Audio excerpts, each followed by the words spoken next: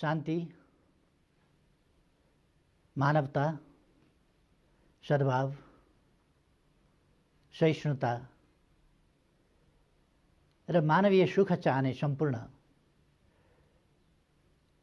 बौद्ध मार्गी एवं अरू तमाम दिदीबहिनी तथा दाजुभाइहरू, चन्द्रपात्रो अनुसार वैशाख पूर्णिमाका दिनलाई हामी सधैँ बुद्ध जयन्तीका रूपमा मनाइरहेका छौँ,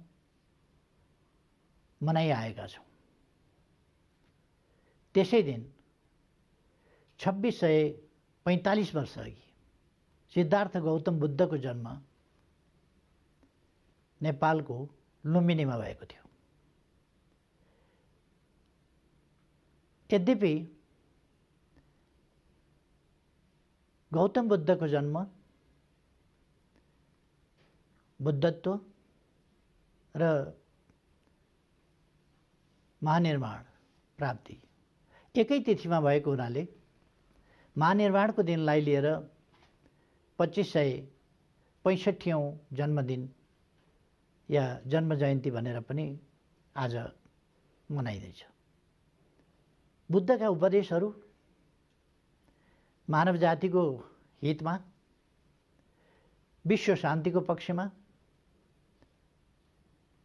अहिंसाको पक्षमा, हिंसा, अशान्ति, लडाईँ, द्वन्द्व, झगडा, परस्परमा घृणा, द्वेष र नराम्रा सोच र नराम्रा व्यवहारहरूका विरुद्ध भएको हुनाले यसलाई विश्वव्यापी रूपमा मानवीय आकांक्षाको रूपमा स्वीकारेर संयुक्त राष्ट्रसङ्घले सन् 1999 देखि नै यस दिनलाई वैशाख डेको रूपमा मनाउँदै आएको छ, अर्थात् बुद्ध जयन्तीको रूपमा मनाउँदै आएको छ। आज जति बेला विश्व विभिन्न ठाउँमा तनावग्रस्त छ, द्वन्द्वग्रस्त छ वा द्वन्द्वका सम्भावनाहरूबाट त्रस्त छ, यस्तो अवस्थामा बुद्धका उपदेशहरू, बुद्धका सन्देशहरू र बुद्धको शान्तिवादी दर्शन, मानवतावादी दर्शन, यसको महत्त्व र सान्दर्भिकता कायम रहेको मात्रै होइन, अझ वृद्धि भएको छ। आज मानव जातिलाई हरेक ठाउँमा शान्ति चाहिएको छ। मानव जातिकै कारणले शान्ति खलबलिने हो। मानव जातिकै कारणले खलबलिएको शान्तिलाई मानव जातिकै सचेतनता र सचेत प्रयासहरूबाट शान्तिमा परिणत गर्न, शान्तिलाई कायम राख्न, शान्तिलाई दिगो बनाउन सकिन्छ। त्यसै कारण बुद्धका शान्तितर्फका चिन्तन, आदर्श र उपदेशहरू अत्यन्तै सान्दर्भिक र महत्त्वपूर्ण रहेका छन्। आजको विश्वले यी कुराहरूलाई मनन गर्नु र अगाडि बढ्नु आवश्यक छ। अब सिद्धार्थ गौतम बुद्धको जन्मस्थानको बारेमा कुनै दुविधा रहेन। यद्यपि यो दुविधा फाइयानको समयमा पनि नरहेको हो, वेनसाङको भ्रमणका बेला पनि नरहेको हो, अशोक, सम्राट अशोकको भ्रमण र उहाँले गाडेका स्तम्भहरू, उहाँले खडा गरेका स्तम्भहरूको समयमा पनि नरहेको हो। तर बीचमा कतिपय कारणहरूले नेपाल जो बुद्धकै जन्मभूमि हो र बुद्धिज्मको, बुद्धवादको, बुद्ध दर्शनको उद्गम स्थल पनि हो र शान्तिको सन्देश सर्ने थलो पनि हो, त्यही विभिन्न धार्मिक असहिष्णुता जस्ता कुराहरू, धार्मिक सङ्कीर्णता जस्ता कुराहरूले अनेक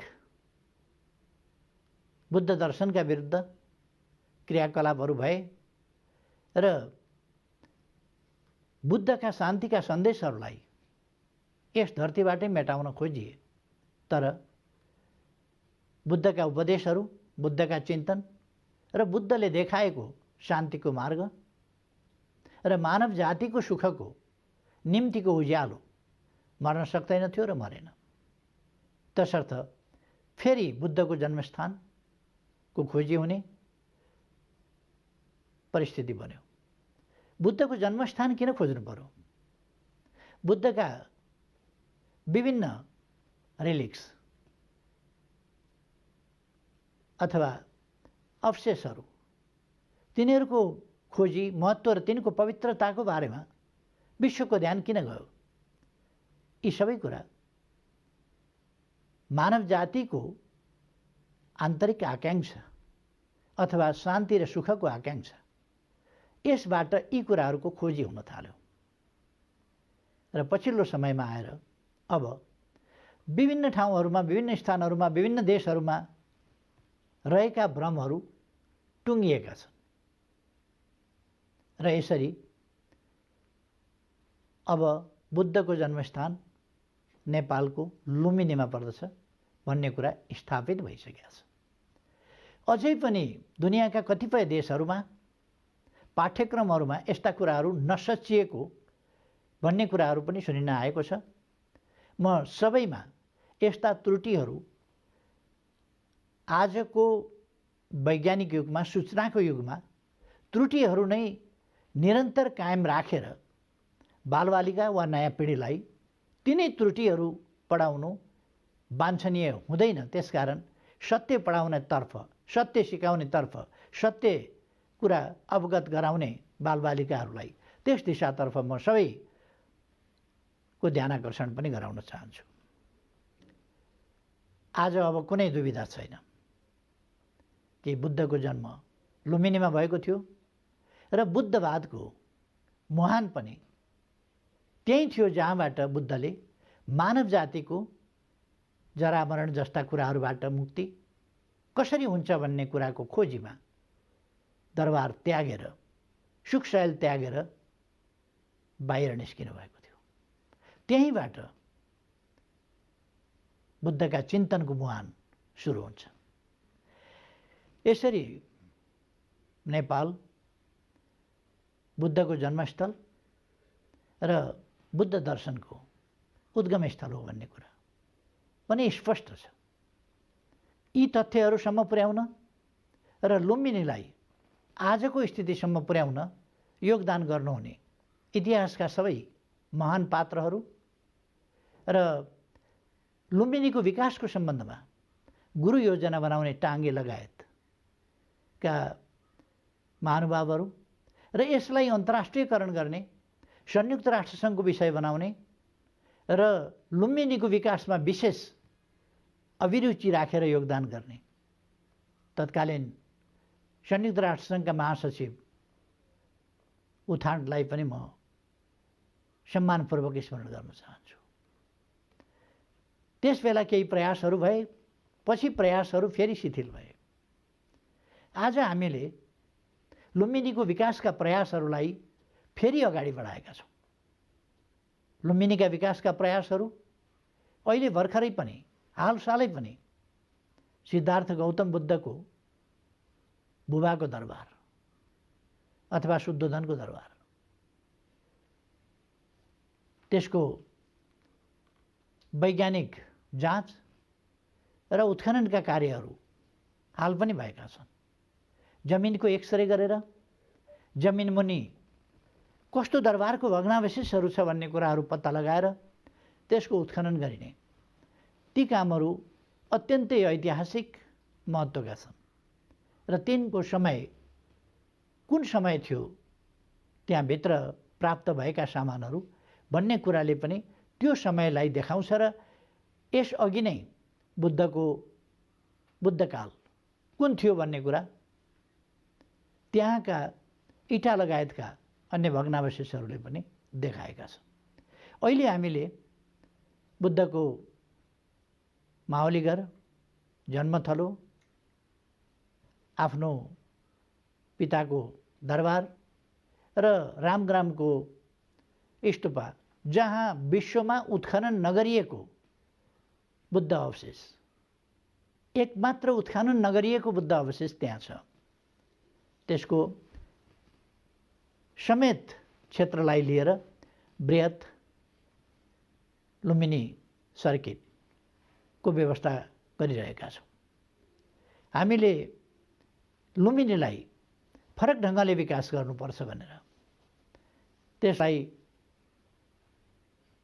नयाँ ढङ्गले फलफुल बगैँचाको रूपमा वृक्षारोपण गर्नेदेखि त्यहाँ 5000 क्षमताको अन्तर्राष्ट्रिय स्तरको सम्मेलन केन्द्र, ध्यान केन्द्र निर्माण गर्नेदेखि यी सब काम गरिरहेका छौँ र अहिले 5000 क्षमताको ध्यान केन्द्र लगभग तयारी अवस्थामा पुग्न लागेको छ।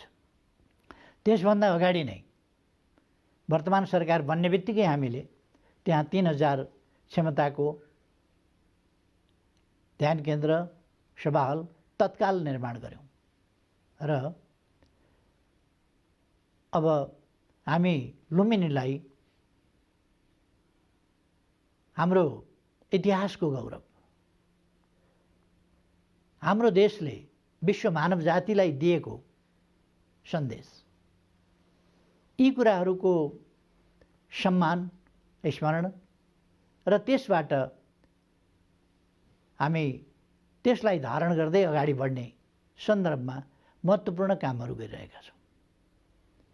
लुम्बिनी बौद्ध धर्मावलम्बीहरूको एउटा तीर्थस्थल हो। विश्वभरिका बुद्ध मार्गीहरू, शान्तिप्रति आस्था हुने व्यक्तिहरू, शान्तिका अनुयायीहरू, आकाङ्क्षीहरू सबैका निम्ति लुम्बिनी तीर्थस्थल हो र जीवनमा एकपल्ट लुम्बिनी आउने र सिद्धार्थ गौतम बुद्धको जन्मस्थल हेर्ने र त्यो पवित्र धरतीमा एकपल्ट त्यस धरतीलाई स्पर्श गर्ने, त्यो मानवीय इच्छा पुरा गर्नका लागि पनि हामीले अनुकूल बनाउन आवश्यक थियो र छ। त्यसै सन्दर्भमा भैरवालाई अन्तर्राष्ट्रिय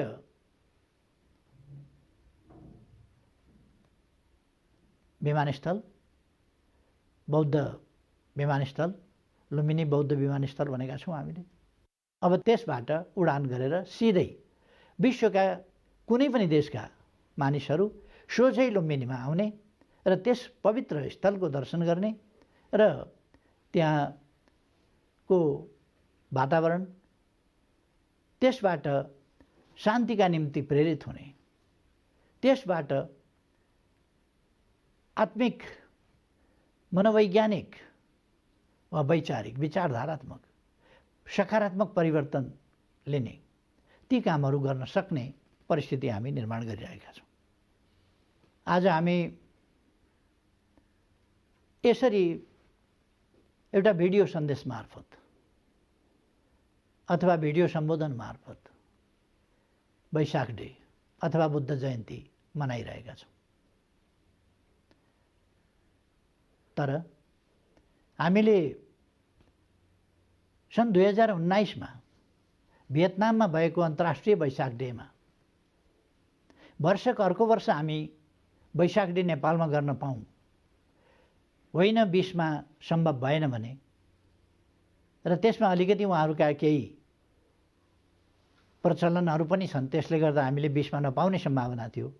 त्यस्तो हो भने 21मा नेपालले वैशाख डेको आयोजना गर्न पाओस् भनेर मैले आफ्नो मन्तव्य राख्दा त्यहाँ आग्रह गरेको थिएँ अन्तर्राष्ट्रिय समुदायसँग र वैशाख डे सम्बन्धी निर्णायक समितिका साथीहरू सबैसँग र त्यहाँ उपस्थित अन्तर्राष्ट्रिय समुदायसँग पनि मैले आग्रह गरेको थिएँ र त्यसका प्रमुख ब्रह्म पण्डितजी लगायत सबै साथीहरूसँग पनि मैले आग्रह गरेको थिएँ नेपालमा मनाइयोस्। तर आज हामी यसरी मनाउन बाध्य छौँ कि अन्तर्राष्ट्रिय सम्मेलन खुलेर मनाउने त होइन, कि यसरी एउटा सन्देश मार्फत मनाउने अवस्थामा हामी पुगेका छौँ। आज कोभिड-19 विभिन्न भेरिएन्टका साथ नयाँ नयाँ लहर सिर्जना गर्दै मानव जातिका सुख खोज्न एउटा भयानक चुनौतीको रूपमा उपस्थित भइरहेको छ। यति बेला हामी यस महामारीको सामना गरिरहेका छौँ र यो कार्यक्रम पनि यस रूपमा मनाउनु परिरहेको छ। यति बेला म सम्पूर्ण दाजुभाइ दिदीबहिनीहरूलाई आग्रह गर्न चाहन्छु, हामी भयावह स्थिति भए पनि यसबाट आत्तिनु हुँदैन र नआत्तिनुको अर्थ असावधान हुनु हुँदैन। हामीले धैर्यतापूर्वक र सावधानी साथ यस रोगसँग मुकाबला गर्नुपर्दछ।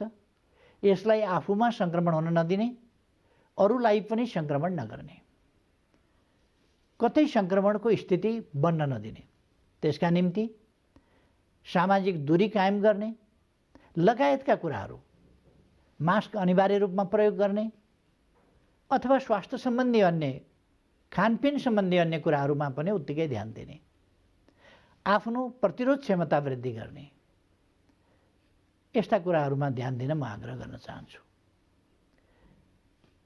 हामी समृद्ध नेपाल सुखी नेपालीको राष्ट्रिय आकांक्षा बोकेर बहुतै तीव्र गतिका साथ, उत्साह र आत्मविश्वासका साथ अघि बढिरहेको बेला कोभिड-19 को महामारीले हामीलाई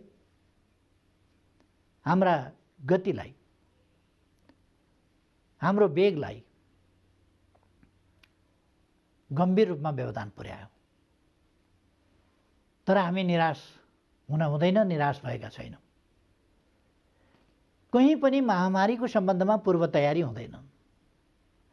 हामीले देख्यौँ विकसित सम्पन्न देशहरू, सुविधा सम्पन्न देशहरूमा पनि यस सम्बन्धी भ्याक्सिन पनि थिएन, यस सम्बन्धी पूर्व तयारी पनि थिएन।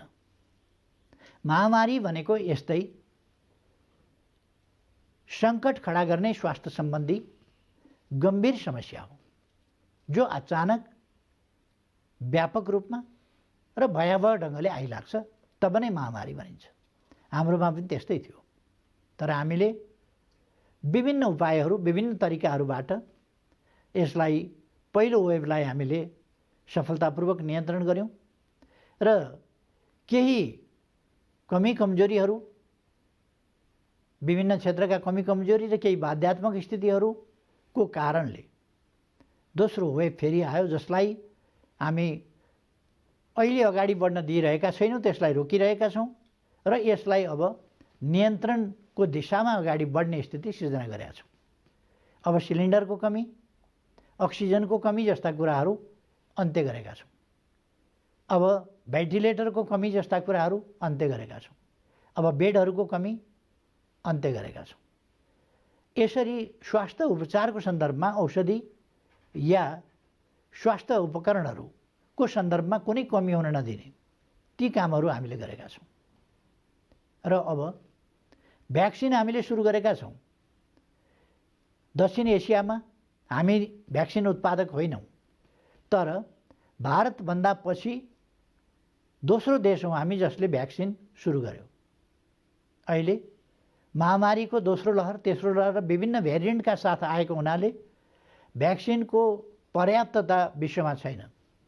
त्यो अपर्याप्तताको सामना हामी पनि गरिरहेका छौँ, तर हाम्रा प्रयासहरू जारी छन् र हामी भ्याक्सिन छिटै नै उपलब्ध गराउनेछौँ र आवश्यक मात्रामा भ्याक्सिनको अभियानलाई अगाडि बढाएर निकट भविष्यमा सम्पूर्ण जनतामा भ्याक्सिन पुर्याउने प्रयासमा जुटेका छौँ। तसर्थ सरकारका प्रयासहरूप्रति विश्वस्त रहन, यो महामारी हो, यो हामी सबैको साझा समस्या हो। यसकारण यसका विरुद्ध लड्न सबै एकजुट हुनका लागि म सबैमा आग्रह पनि गर्न चाहन्छु। यस सन्दर्भमा आजको विशेष दिनमा म फेरि एकपल्ट शान्ति, सद्भाव, करुणा, मैत्री र मानवताका निम्ति सिङ्गो अन्तर्राष्ट्रिय समुदाय समेतमा सबैमा धेरै धेरै नै हार्दिक आग्रह गर्न चाहन्छु। सबैमा धेरै धेरै शुभकामना। धन्यवाद।